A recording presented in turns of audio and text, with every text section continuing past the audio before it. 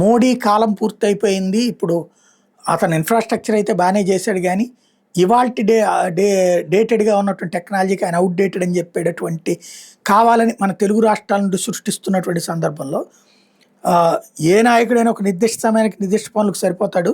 Modi execution delivery అద్భుతంగా పనిచేశాడు. దేశానికి కనీస అవసరాలైనటువంటి మౌలిక వస్తువులు కల్పించేశాడు.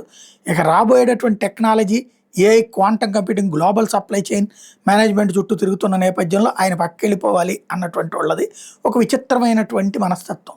మోడీని ద్వేషించి దూషించడం కాకుండా, మోడీ మీద ఉన్న అసహ్యాన్ని అతనికి ఏం చేత కాదు నెక్స్ట్ ఎవడో వచ్చేదో చేస్తాడన్నటువంటి. మరి 77 ఏళ్ల నుంచి ఎందుకు రాలేదు భారతదేశంలో మార్పులు? ఎందుకని ఇప్పుడే యూపీఐలు ఎంత పర్ఫెక్ట్‌గా ఉంది? ఎందుకని ఇప్పుడే సెమీ కండక్టర్ చిప్స్‌కి సంబంధించినటువంటి వ్యవస్థని మోడీ తీసుకొస్తున్నాడు? మ్యానుఫ్యాక్చరింగ్ సెక్టర్ ఇప్పుడే కదా అల్ట్రా మోడర్న్ తీసుకొస్తుంది. డేటా సెంటర్‌లు ఇప్పుడే కదా ఇండియాలోకి తీసుకొస్తుంది.